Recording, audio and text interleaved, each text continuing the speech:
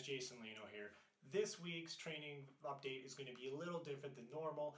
This week I'm actually going to take the time to give you a little bit of narration when it comes to my training because, well, quite frankly, you don't really get a lot of explanation when it comes to my usual updates. Like if you're paying attention and you look at the fancy little edits of me zooming in or changing music intensity, things of that, you'll understand that I'm putting in the work that is necessary to get the gains. However, when it comes to actually trying to help you guys with my experience, it's always good to take the time to actually just explain a bit of the methodology behind it, because then that way you can choose whether or not this may be an approach that could benefit you.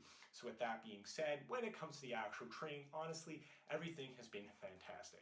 I'm still sticking to the 5-3-1 principles by Jim Windler and have a little bit of a bodybuilding spin to the accessories, and I feel honestly this has been helping me greatly. Not only have I put on a decent amount of strength when it comes to my actual main lifts, I have redeveloped the aesthetic that may or may not have been missing over the past. Now, obviously, I still am taking it kind of slow when it comes to the build-up of my main lifts because, well, that's kind of what was recommended. And with that being said, I've also experienced a lot of injuries in the past because I never wanted to slow down and take the time to actually build the strength. With that, I have been doing that and it has been nice. Now I am getting to where I used to max out. So if you guys do recall, my main lifts were military press for 145, squat was 315, bench was 245, and deadlift, well, that's where it gets kind of tricky because I used to be able to deadlift 455 conventionally. However, I've chosen to switch over to sumo.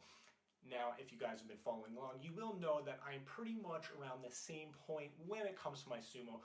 So we will have to see when it comes to that actual lift, but I still think I could probably squeak out a good 455 on that day. So when it comes to the aesthetic side, the accessories I should actually say, I've been putting in the time.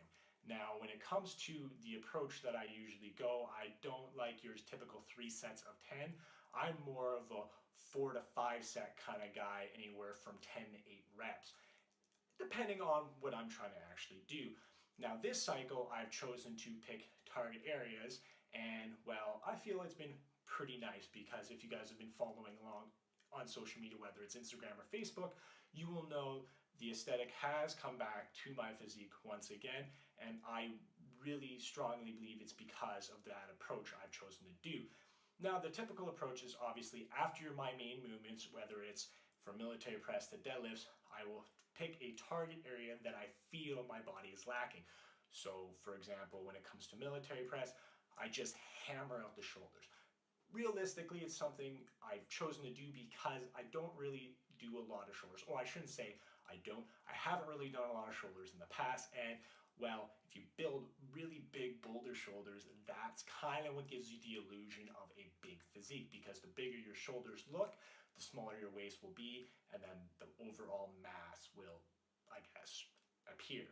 Now, everything else isn't really that approach because, well, I've always really focused on all my other main lifts, so my squat, my bench, my deadlift. I've built a good thickness in my back, I've built pretty decent pecs, and when it comes to my legs, they're more or less slabs of meat. And at this point now I have to focus on the shaping. So I've always been missing upper chest, so that's what I've been focusing on. Same thing with overall lat width, and then just general definition of the quadriceps.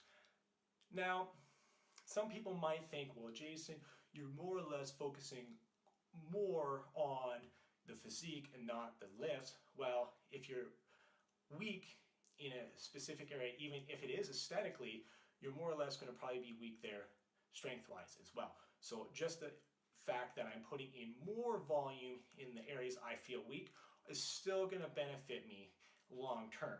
Now, it is off season, so I don't have to focus so much on the actual movements per se, but the fact that I'm still progressively adding weight each week and I'm still progressively building strength, it's not going to really hinder my progress whatsoever. But that's pretty much the training, guys. It's been really, really well. PRs are going to be coming soon. I have been going about 4 weeks in. I should be at 5, but I got sick, had to take a week off. It happens. I live in Canada. Sue me.